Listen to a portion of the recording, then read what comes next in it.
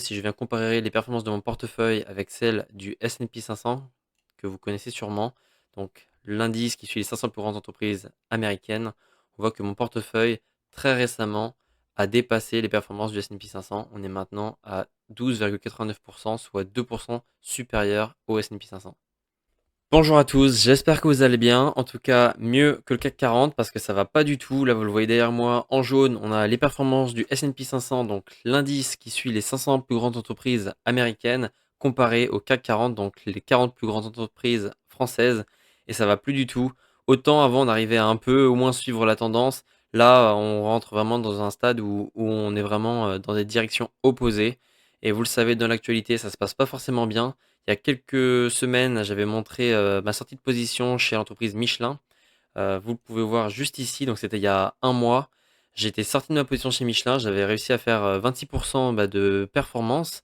Mais quand on va regarder l'historique, eh ben, on voit que j'ai quasiment vendu au plus haut. J'ai vendu à 36,5, ce qui est juste avant cette chute impressionnante de l'entreprise.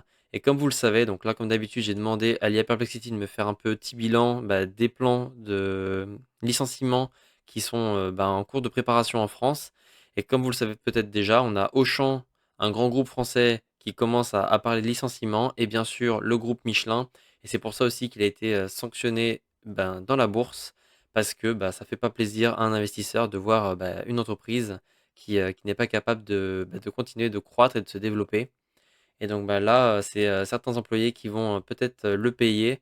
Et malheureusement, j'ai envie de dire que c'est un peu une tendance qui risque de se retrouver sur d'autres grandes entreprises françaises qui appartiennent aussi au CAC 40. Là, on voit, c'est vraiment, voilà, on n'est pas du tout dans la bonne direction. Et c'est pour ça que moi, petit à petit, là, j'avais deux positions européennes et malheureusement, je suis sorti. J'aurais bien aimé pouvoir investir dans des entreprises françaises qui sont capables de performer aussi bien que le font les entreprises américaines, mais ça n'est plus le cas. Là, vous pouvez le voir dans mon portefeuille Finery, j'ai vendu des positions, j'en ai récupéré des nouvelles. Là, vous voyez que je suis exposé à 94% aux États-Unis, c'est énorme. Là, je dis pas que c'est ce qu'il faut faire. En tout cas, moi, dans mon profil, je suis assez jeune, je cherche la croissance, donc forcément, ça correspond à mon profil d'investisseur. Et là, en haut, vous voyez la comparaison entre mon portefeuille, mes positions comparées à celles du CAC 40, donc les performances du CAC 40. Et ben voilà, hein, il n'y a pas de secret, hein, depuis un mois exactement, il y a un écart qui se forme petit à petit. Et là, on voit que c'est complètement démesuré. On est à moins 3% de performance pour le CAC 40 et je suis quasiment à 10% de performance sur mon portefeuille d'investissement boursier. Je dis que ça pourrait aussi impacter d'autres entreprises parce que récemment, vous avez peut-être déjà entendu parler, mais il y a un peu le même scénario qui se passe pour l'entreprise LVMH, qui est quand même l'une des plus grandes capitalisations boursières françaises, qui est reconnue dans le monde. Et là, on va pas se mentir, donc là, c'est aujourd'hui. Si je remonte à il y a un an, on est en négatif. On est à moins 12% de performance en un an. Donc ça veut dire que si vous investissez il y a un an dans cette entreprise, vous avez perdu 12% de votre investissement. Je crois que c'est un scénario qui s'est rarement reproduit dans cette entreprise. Mais là, j'ai envie de dire, en 3 ans, vous avez perdu sur vos investissements si vous avez acheté du LVMH.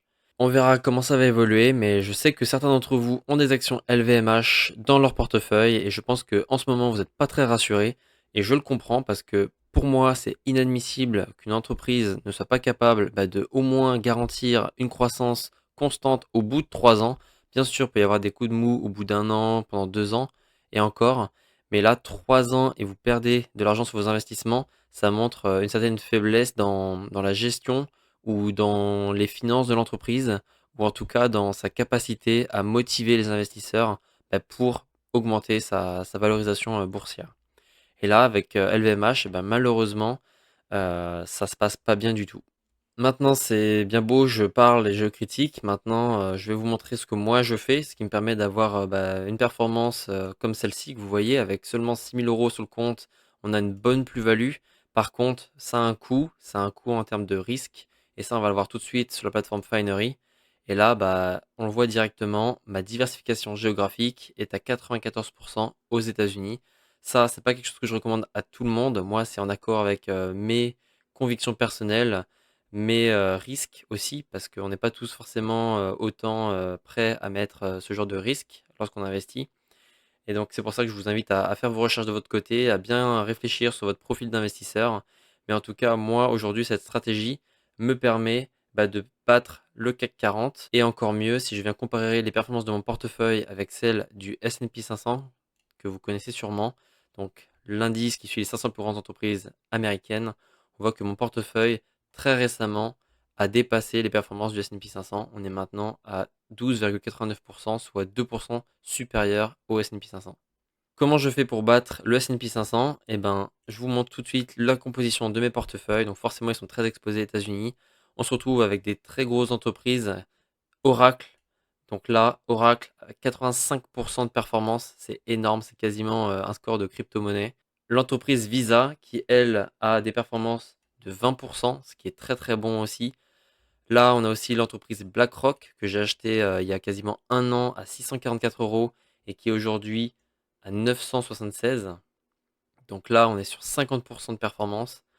On a aussi mes deux paniers d'actions HSBC, MSCI World et S&P 500 qui, eux, ont des performances un peu plus modestes, en tout cas pour le MSCI World. S&P 500, très bonne performance.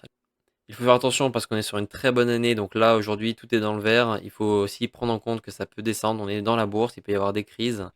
Donc on va rester à l'affût de ça, mais en tout cas voilà pour l'instant.